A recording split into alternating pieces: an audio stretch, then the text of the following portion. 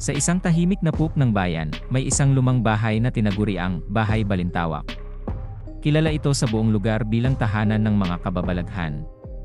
Ito raw ay may pamana ng dilim na umiikot sa mga pasilidad nito. Noong unang panahon, ang pamilyang Balintawak ang nagmamay-ari ng bahay. Subalit isang trahedyang kumitil sa kanilang buhay, at mula noon ay naging saksi ang bahay sa mga hindi maipaliwanag na pangyayari.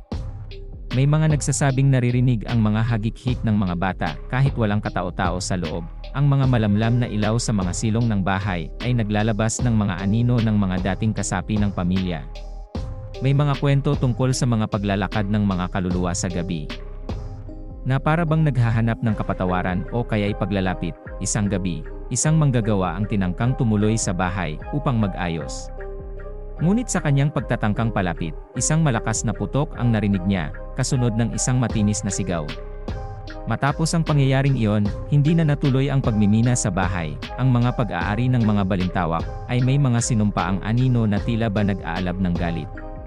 Hanggang ngayon, ang Bahay Balintawak ay nananatiling misteryoso at puno ng mga kwento ng kababalaghan. Marami ang nagtangkang saliksikin ang katotohanan, ngunit ilan lang ang umuwi na buo ang kaisipan. Kung ikaw ay magpapasya na pasukin ang bahay na ito, mag-ingat ka.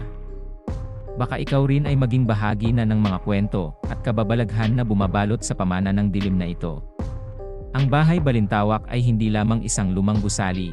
Ito ay isang sentro ng mga alaala at misteryo na hindi malilimutan. Sa isang payak na paaralan sa bayan, may isang silid-aralan na kilala bilang Silid 13. Itinuturing itong saksi sa mga kababalaghan na nauukit sa pader ng kanyang kasaysayan. Noong mga unang dekada ng paaralan, may isang guro na si G. Reyes.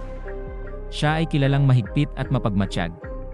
Ngunit isang gabi, habang nag-aayos siya ng mga aklat para sa susunod na araw, bigla na lamang siyang nagugulat nang may marinig siyang mga halakhak mula sa ilalim ng mesa. Paglingon niya, walang makita. Simula noong araw na yon, naging kalakaran na ang pag-ulan ng masasamang premonisyon at kakaibang pangyayari sa Silid 13. Marami ang nakakita ng aninong lumilipad, may mga narinig na mga pag-usap na hindi naman naririnig ng iba. At may mga estudyante na biglang nawawala at hindi na nagbabalik. Isa pang kwento ay may kinalaman sa isang paaralan ng espiritual na pagnanasa.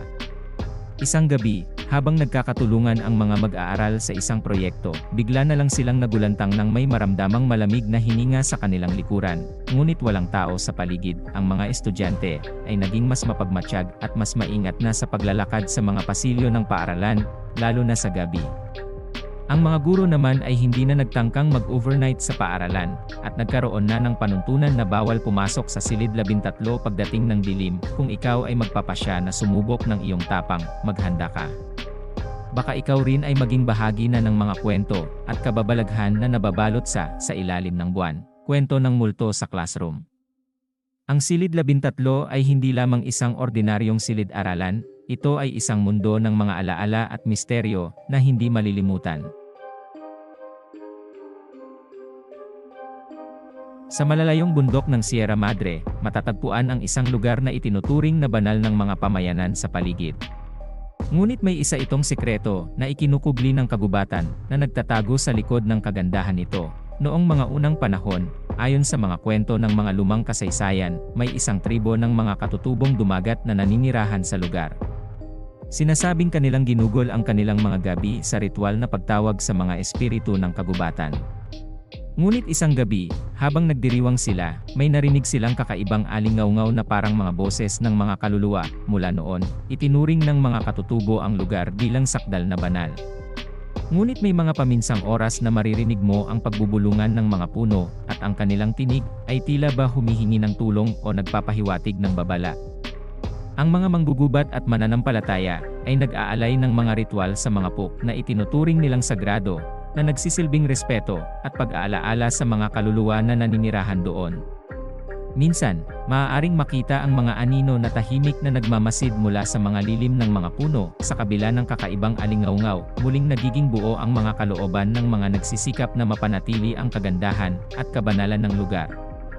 Dahil sa tinig ng kagubatan, Ang alingaw-ngaw ng mga kaluluwa, ang lugar na ito ay hindi lamang isang simpleng kagubatan, ito ay isang sentro ng mga pananampalataya at paggalang sa mga puwersang hindi maipaliwanag na bumabalot sa kalikasan.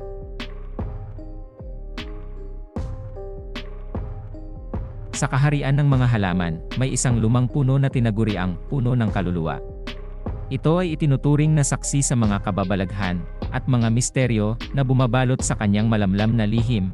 Noong unang panahon, ayon sa mga sinaunang alamat, ang puno ay itinuturing na pangalan ng mga diwata at elementals.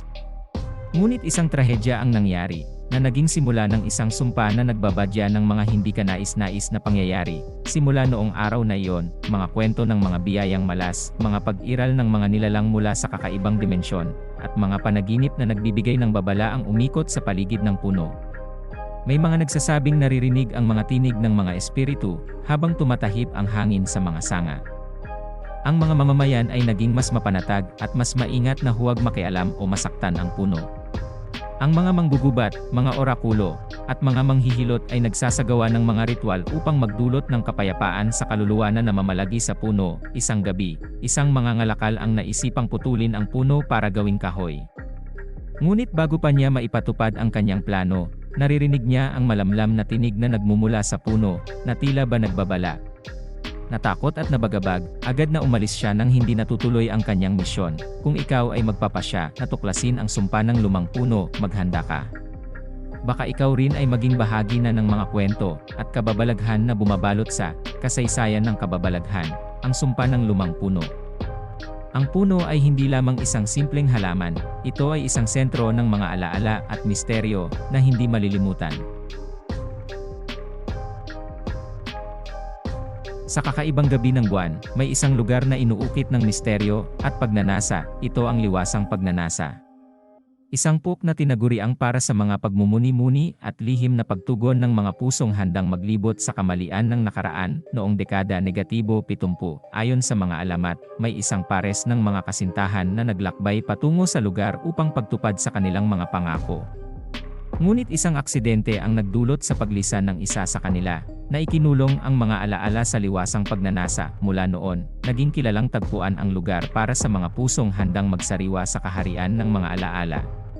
Marami ang nagsasabing nakakakita sila ng mga anino na tahimik na naglalakad, nagbabalikan, at nagmamahalan. Kada gabi, maraming mga puso ang nag-aalab sa pag-asang muling mabuo ang kanilang pagkakaugnay.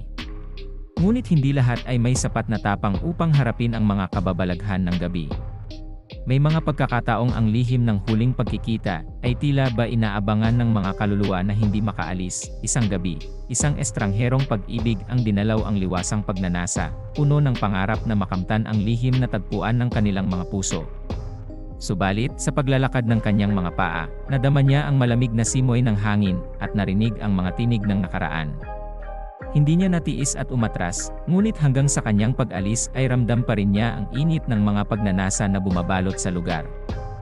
Kung ikaw ay magpapasya na simulan ang iyong paglalakbay sa liwasang pagnanasa, maghanda ka. Baka ikaw rin ay maging bahagi na ng mga kwento at kababalaghan na bumabalot sa gabi ng pagnanasa, ang lihim ng huling pagkikita. Ang liwasang pagnanasa ay hindi lamang isang simpleng puk, ito ay isang sentro ng mga pangarap at lihim na hindi malilimutan.